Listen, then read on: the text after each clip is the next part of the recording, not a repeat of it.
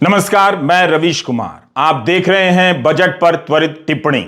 वैसे तो आज भी बाजार में अदानी समूह के शेयरों में गिरावट की चर्चा है। बजट की शानदार घोषणाएं भी इस समूह के लिए राहत लेकर नहीं आई हैं, लेकिन हमारा फोकस बजट पर है। जैसे जैसे बजट के और डिटेल आएंगे, विश्लेषण आएंगे, हमारी समझ और टिप्पणी में भी बदलाव होता रहेगा। इसलिए हमने इसे त्वरित टिप्पणी का नाम दिया है। यह पहला हिस्सा है, पार्ट 1। ऐसी और टिप्पणियों का इंतजार कर सकते हैं। हमें देखना चाहिए कि हम किस भारत की बात कर रहे हैं। उस भारत की जहां महीने का 25,000 रुपया कमाने पर आप चोटी के 10% आमदनी वाले समूह में आ जाते हैं, और यह सरकार का आंकड़ा है। क्या हम उस भारत की बात कर रहे हैं जिस भारत में 25 करोड़ से ज्यादा लोग महीने का 10,000 रुपए से भी कम कमाते हैं?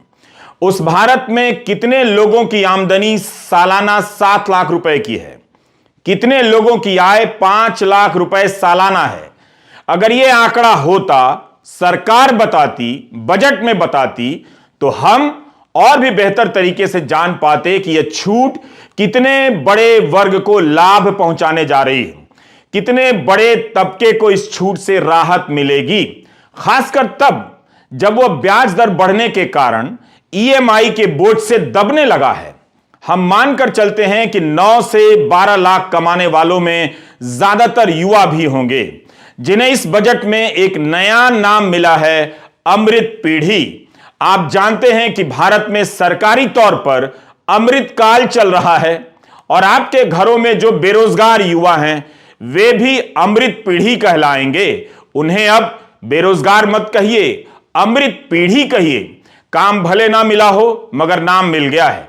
हम त्वरित टिप्पणी में इस बजट में युवाओं के लिए क्या है उस पर नजर डाल रहे हैं। आप देख रहे हैं रवीश कुमार ऑफिशियल, हमारा यूट्यूब चैनल है, फेसबुक पर भी हम मौजूद हैं। भारत के युवा अमृत पीढ़ी कहलाएंगे। 28 जनवरी को एनसीसी कैडेट को संबोधित करते हुए प्रधानमंत्री मोदी ने भी युवाओं को अमृत पीढ़ी कह दिया था। अमृत का संबंध अमर होने से होता है, सत्य और पवित्रता से होता है, लेकिन युवाओं के आसपास बनते और बिगड़ते अवसरों को देखिएगा तो अमृत कम, विष ज्यादा नजर आता है। याद रखिएगा कि हम सभी भूलोक के नागरिक हैं, जिसे मृत्यु लोक कहा जाता है। हम में से कोई भी अमर नहीं है, मगर अमरत्व के बिना अमृत की बात हो सकती है? कैसे हो सकती है? खैर, अब जब हो रही है तो इसे स्वीकार कर लेते हैं। तो हमारे युवा अमृत पीढ़ी के कहे जाएंगे। उनके जीवन में अमृत कितना है जल्दी से बताता हूं, आप त्वरित टिप्पणी देखते रहिए। 7 लाख सालाना कमाने वाला महंगाई से त्रस्त तो होगा ही, शायद वो भी मुफ्त अनाज योजना की कतार में खड़ा होगा। उसकी कमाई पर 0 टैक्स लगेगा, या उसके लिए राहत की बात हो सकती है। अगर इस आय वर्ग की संख्या सामने होती तो हम और बेहतर तरीके से समझ पाते। अगर वित्त मंत्री यह बता सकती हैं कि कितने हजार रुपए की छूट मिल रही है, तो यह क्यों नहीं बता दिया कि कितने लोगों को यह छूट मिल रही है? हम इस संख्या पर इसलिए जोर दे रहे हैं क्योंकि भारत में कमाने वालों का बड़ा हिस्सा बहुत मामूली कमाता है, वो टैक्स देने के लायक भी नहीं बन पाता है। यह ई श्रम पोर्टल है। अर्थशास्त्री अरुण कुमार ने इसके आंकड़ों का विश्लेषण किया है। उन्होंने यह लेख द वायर की साइट पर लिखा है। अरुण कुमार का कहना है कि ई श्रम पोर्टल पर 28 करोड़ लोगों ने ई श्रम पोर्टल पर पंजीकरण कराए हैं। इनमें से 94% लोग वो हैं जो 10,000 से कम कमाते हैं।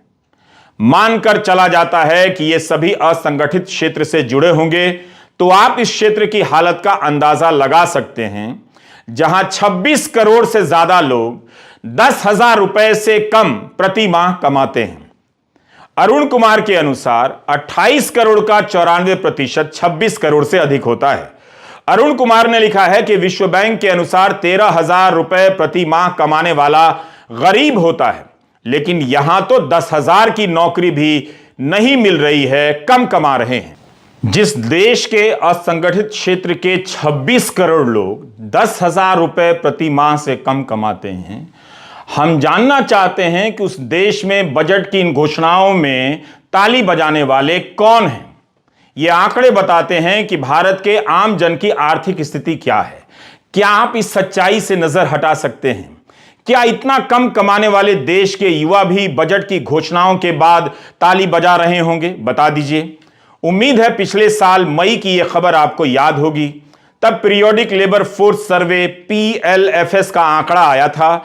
यह सर्वे 2019-20 के लिए था। इसमें बताया गया कि जो भी 25,000 रुपए महीने का कमाता है वो चोटी के 10% आमदनी पाने वालों में आ जाता है। क्या इसमें कोई बदलाव आ गया है? इतनी तरक्की आ गई है कि लोग 25,000 से ज्यादा कमाने लगे हैं। यह रिपोर्ट बताती है कि भारत में कमाई के कितने कम अवसर हैं। जो भी अवसर हैं वो कम मजदूरी, कम सैलरी वाले अवसर हैं। इस बजट में 6 से 9 लाख रुपए सालाना आय वालों को 15,000 रुपए कम टैक्स देने होंगे। पहले उन्हें 60,000 रुपए देने पड़ते थे, अब 45,000 रुपए टैक्स के तौर पर देने पड़ेंगे। 15 लाख सालाना कमाने वालों को राहत मिली है, ज्यादा मिली है। कम कमाने वालों से ज्यादा राहत ज्यादा कमाने वालों को मिली है, अगर मेरा गणित सही है तो। 15 लाख सालाना कमाने वालों को पहले 1,87,500 रुपया टैक्स लगता था, अब उन्हें 1,10,000 रुपया टैक्स देना होगा। यहां तक इस वर्ग में युवा ही आते होंगे जो अपनी नौकरी शुरू कर रहे होंगे या उनकी नौकरी के कुछ साल हो गए होंगे। निश्चित रूप से यह राहत की बात तो है, मगर इतनी बड़ी भी हेडलाइन नहीं है। महंगाई, स्कूल की फीस, मकान का किराया, EMI, ट्रांसपोर्ट का खर्चा, ये सब देखेंगे तो वह इस राहत का बहुत लाभ नहीं उठा रहा है। उसकी आर्थिक स्थिति में कोई बहुत बड़ा बदलाव नहीं होने वाला है। कायदे से यह छूट तो तब मिलनी चाहिए थी जब कोरोना के 2 साल के दौरान 9 से 12 लाख सालाना कमाने वाला वर्ग करा रहा था। बैंकों के ब्याज दर बढ़ने से उस पर EMI का बोझ बढ़ता जा रहा था और अब भी बढ़ता ही जा रहा है। कोरोना के समय यही वो तबका था जो EMI नहीं चुका पा रहा था। 7 लाख की छूट पर एक राय और आई है, किसी एक्सपर्ट की है। इस बजट में कहा गया है कि नई टैक्स व्यवस्था में 7 लाख की सालाना आय तक कोई टैक्स नहीं लगेगा, मगर अतिरिक्त राय, अलग राय यह है कि पुरानी व्यवस्था में तमाम छूट मिलाकर वैसे भी 7 लाख की आमदनी पर टैक्स नहीं लगता था, क्योंकि 5 लाख तक तो वैसे ही छूट थी और उसके अलावा 1.5 लाख की छूट दी जाती थी। फिर नई पेंशन स्कीम में निवेश करने के लिए 50,000 की छूट मिलती थी, तो एक तरह से 7 लाख वालों को जीरो टैक्स की छूट मिलती थी।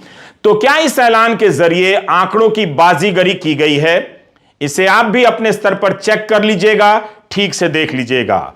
हम त्वरित टिप्पणी में बात कर रहे हैं अमृत पीढ़ी की। इस बजट में युवा पीढ़ी को नया नाम मिला है, अमृत पीढ़ी का। भारत के युवाओं के जीवन में कितना अमृत है, कितना विष है, वही जानते होंगे। थोड़ा मैं भी बता देता हूं। ये सब हाल फिलहाल की खबरें हैं, पिछले 2 महीनों की। बिहार, उत्तराखंड, हिमाचल प्रदेश, गुजरात से कई राज्यों के नाम छूट गए हैं, मगर ऐसी खबरें हर जगह से सुनाई और दिखाई देती हैं। सरकारी भर्ती की परीक्षाओं की खबरें हैं। हाल ही में गुजरात में पंचायत जूनियर क्लर्क की परीक्षा के लिए 9 लाख से अधिक छात्र तैयारी करने में लगे थे और खबर आती है कि पेपर लीक हो गया है, परीक्षा रद्द हो गई है। उत्तराखंड में भी वन दरोगा की परीक्षा रद्द कर दी गई। तब रद्द हुई जब रिजल्ट निकल चुका था। दिसंबर 2019 में वन दरोगा की परीक्षा का ऐलान होता है, परीक्षा होती है और 2 साल बाद दिसंबर 2022 में इस परीक्षा को कैंसिल कर दिया जाता है। अमृत पीढ़ी के 2 साल बर्बाद हो गए। पिछले ही महीने उत्तराखंड में पटवारी लेखपाल की परीक्षा रद्द हुई। अभी हाल में हिमाचल में सिपाही भर्ती परीक्षा में पेपर लीक को लेकर CBI ने 7 राज्यों में छापे मारे। पिछले साल मई के महीने में पेपर लीक के कारण यह परीक्षा रद्द कर दी गई। राजस्थान में 2nd ग्रेड टीचर के general knowledge paper leak case में जिन लोगों के नाम आए, जयपुर में उनके घरों और कोचिंग सेंटर के अवैध निर्माण गिरा दिए गए। घर गिराने से परीक्षाओं की तैयारी में लगे युवाओं को क्या राहत मिलती है? उन्हें तो राहत तब मिलेगी जब परीक्षाएं ईमानदारी से होंगी। क्या यह अमृतकाल की तस्वीर हो सकती है? इन खबरों को देखकर कौन कह सकता है कि भारत की युवा पीढ़ी अमृत पीढ़ी हो गई है? तो आप देख रहे हैं बजट पर हमारी त्वरित टिप्पणी। अमृत पीढ़ी से पूछ लीजिए कि रोजगार की क्या हालत है। जिस देश के युवाओं को ईमानदार परीक्षा व्यवस्था ना मिलती हो, उसे अमृत पीढ़ी कहना अमृत का ही अपमान है। धर्म की राजनीति में फंसे युवाओं को पता ही नहीं चलेगा कि अमृत पीढ़ी कहकर उनका अपमान किया गया है। आर्थिक सर्वे में दावा किया गया है कि 2018-19 में बेरोजगारी की दर 5.8% थी, जो 20-21 में 4.2% हो गई। आंकड़ा 2 साल पुराना है। इसकी तुलना 2018-19 के बेरोजगारी के आंकड़ों से की जाती है। सर्वे में 21-22 या 22-23 के लिए बेरोजगारी दर का कोई डेटा नहीं दिया गया है। कम से कम आर्थिक सर्वे में ताजा आंकड़े दिए जा सकते थे। इस समय के आंकड़े तो ऐसा नहीं कहते कि रोजगार बढ़ रहा है, बेरोजगारी घट रही है। CMIE centre for monitoring Indian economy का डेटा है कि जनवरी में बेरोजगारी की दर 7.1% रही। 2 साल पहले का आंकड़ा देकर बताया जाता है कि बेरोजगारी घटी है। यह है अमृत काल की अमृत पीढ़ी का हाल और उसका अस्तित्व। बजट में 7 प्राथमिकताएं बताई गई हैं। इसमें से एक प्राथमिकता नंबर 6 है, जो युवाओं को समर्पित है। इस बजट में प्रधानमंत्री कौशल विकास योजना 4.0 लॉन्च की गई है। ओ 3 साल के भीतर लाखों युवाओं को coding, artificial intelligence, robotics, IoT, 3D printing, drones और सॉफ्ट स्किल्स में ट्रेनिंग दी जाएगी। 2015 में स्किल इंडिया लॉन्च की गई थी। 7 साल बाद इससे कितने युवाओं को ट्रेनिंग मिली है और इसके बाद जो रोजगार मिला है वो कैसा है, कितनी सैलरी का रोजगार है, हम नहीं जानते हैं। अगर यह योजना सफल है तब फिर हमारे युवाओं की कमाई 10,000 से कम या 25,000 से कम क्यों है? राज्यों में 30 नए इंटरनेशनल स्किल सेंटर बनाने की बात हुई है, ताकि बाहर के देशों में जो अवसर हैं उसका लाभ हमारे युवा उठा सकें। लेकिन इस योजना के पुराने संस्करण का क्या हुआ? सबसे पहले 2017 के बजट में अरुण जेटली ने 100 इंडिया इंटरनेशनल स्किल सेंटर खोलने की बात की थी। याद आया आपको? अरुण जेटली ने 2017 में 100 इंडिया इंटरनेशनल स्किल सेंटर खोलने की बात की थी। 2017 अगस्त में ही बताया गया था कि 14 सेंटर खुल भी चुके हैं और इस बजट में कहा गया है कि 30 खुलने वाले हैं। लेकिन अब आप पिछले साल 16 अप्रैल 2022 की PIB की प्रेस रिलीज देखिए। PIB सरकारी विभाग है, इसके जरिए सरकार अपनी सूचना जनता को देती है। प्रेस रिलीज में कहा गया है कि केंद्रीय मंत्री धर्मेंद्र प्रधान ने भुवनेश्वर में भारत का पहला skill India international centre launch किया है। बताइए, यहां पर national academy for skill teachers training बनाया गया था। जिस योजना में 2017 में 14 सेंटर बन गए थे, उसका पहला सेंटर 2022 में कैसे उद्घाटित किया जा रहा है? क्या पुरानी स्कीम को रीपैकेज करके आपको दिखाया जा रहा है? तो ठीक से देखिएगा। प्रेस रिलीज में दावा किया गया है कि ओडिशा के 75 लाख युवाओं को स्किल ट्रेनिंग के दायरे में लाया जाएगा। इसी तरह 12 मई 2022 की PIB की प्रेस रिलीज में कहा गया है कि वाराणसी में स्किल इंडिया इंटरनेशनल सेंटर स्थापित किया जाएगा, ताकि संयुक्त अरब अमीरात में रोजगार के अवसरों के लिए कुशल कार्यबल तैयार किए जाएंगे। इस हिस्से को आप YouTube में दोबारा से जाकर सुनिएगा, तब आपको झोल समझ में आएगा। क्या आप जानते हैं कि यह सेंटर बना है या नहीं बना है? बना तो इसके तहत कितने युवाओं को स्किल की ट्रेनिंग दी गई है और कितनों को यहां से ट्रेनिंग लेने के बाद, मैं बनारस वाले सेंटर की बात कर रहा हूं, संयुक्त अरब अमीरात में काम मिला है। तो भुवनेश्वर के स्किल सेंटर का आखिर होता क्या है? अप्रैल 2022 में आप स्किल इंटरनेशनल सेंटर बनाते हैं भुवनेश्वर में।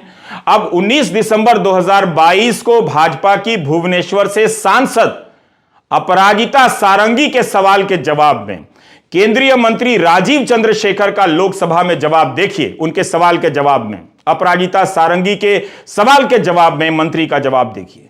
सेंटर में नामांकन का आंकड़ा मांगा गया तो मंत्री जी कहते हैं कि अभी तक केंद्र में छात्रों का नामांकन शुरू नहीं हुआ है। क्या आपको यह बताया जाता है? क्या बजट की वाहवाही में आपके सामने ये सारे तथ्य रखे जा रहे हैं? अमृत पीढ़ी को घोषणाओं का अमृत मिल रहा है या अवसरों का अमृत मिल रहा है, या अमृत के नाम पर विष दिया जा रहा है? 2022 में लोकसभा में सरकार का जवाब देखिए। सरकार से पूछा गया है कि प्रधानमंत्री कौशल विकास योजना के तहत ट्रेनिंग लेने वाले कितने युवाओं को विदेशों में नौकरी मिली है। तब केंद्रीय मंत्री राजीव चंद्रशेखर जवाब देते हैं कि मंत्रालय इस तरह का आंकड़ा नहीं रखता है। अरे आप आंकड़ा बताएंगे तो कितनी तारीफ होगी, क्यों नहीं रखते हैं? क्या यह आंकड़ा भी असंभव है? यह तो पता ही होता है कि कितने लोगों को बाहर काम मिल रहा है, जब कितने छात्र विदेशों में पढ़ने जाते हैं। इसका आंकड़ा हो सकता है। कितने लोग भारत छोड़कर विदेशों में बसने जाते हैं, इसका आंकड़ा हो सकता है। तो इसका क्यों नहीं हो सकता कि प्रधानमंत्री कौशल विकास योजना के तहत ट्रेनिंग लेकर कितने युवाओं को विदेशों में नौकरी मिली है। इंटरनेशनल स्किल सेंटर कब लॉन्च हुआ था, कितने सेंटर की बात हुई थी, तो हम ये सब सवाल अपनी त्वरित टिप्पणी में उठा रहे हैं। हम अमृत पीढ़ी के नाम पर बहुत ज्यादा गदगद नहीं हैं। हम युवाओं से पूछना चाहते हैं कि आपको अमृत पीढ़ी का नाम देकर झांसा दिया जा रहा है या कोई नया सपना दिखाया जा रहा है। हम नहीं जानते कि वाराणसी और भुवनेश्वर में स्किल इंटरनेशनल सेंटर बनाने की खबरें छपी हैं, उनके क्या नतीजे निकले हैं। सरकार को इस पर जानकारी देनी चाहिए। बजट में 7 प्राथमिकताएं तय की गई हैं। युवाओं के लिए प्राथमिकता नंबर 6 में ऐलान हुआ है। प्रधानमंत्री ने 2024 तक 10 लाख भर्तियां करने की बात कही थी। इस बजट में इस संख्या का उल्लेख तक नहीं है, जबकि वित्त मंत्री ने 740 एकलव्य मॉडल स्कूलों के लिए अगले 3 साल में 38,800 शिक्षकों और सपोर्ट स्टाफ की बहाली की बात कही है।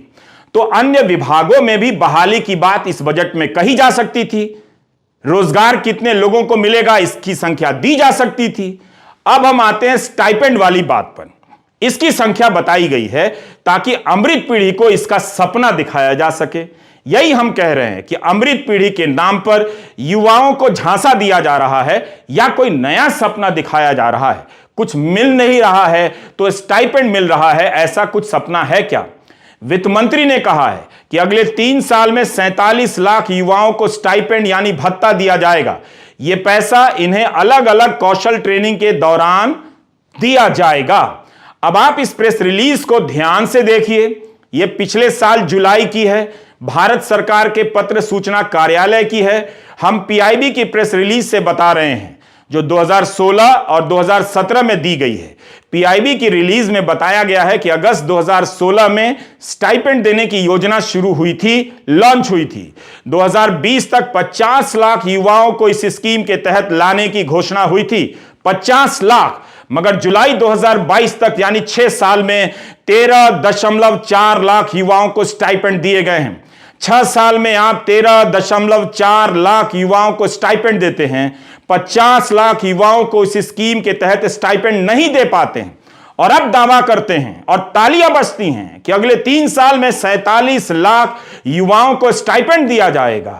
इसलिए कहता हूं कि गोदी चैनलों को छोड़कर आपको रवीश कुमार ऑफिशियल देखना चाहिए, हमारा यूट्यूब चैनल देखना चाहिए।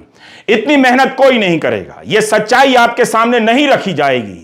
गोदी मीडिया की इंडस्ट्री आपको झूठ से घेर रही है और आप घिरे जा रहे हैं। 2020 तक 50 लाख युवाओं को भत्ते दिए जाने थे। अप्रेंटिसशिप प्रोग्राम के तहत वो संख्या पूरी नहीं हो पाती है। 2022 तक 13.4 लाख ही हो पाती है। अब ऐलान किया जाता है कि अगले 3 साल में 47 लाख युवाओं को अप्रेंटिसशिप के भत्ते दिए जाएंगे। यह हाल है अमृत पीढ़ी की स्कीम का और अमृत काल में इस स्कीम का।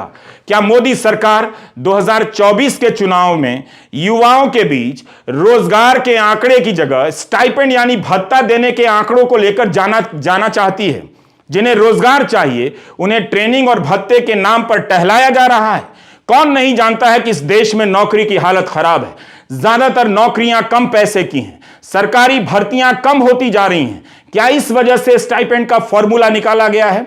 आप देख रहे हैं बजट पर हमारी त्वरित टिप्पणी पार्ट 1। और भी टिप्पणियां आएंगी। नमस्कार, मैं रवीश कुमार।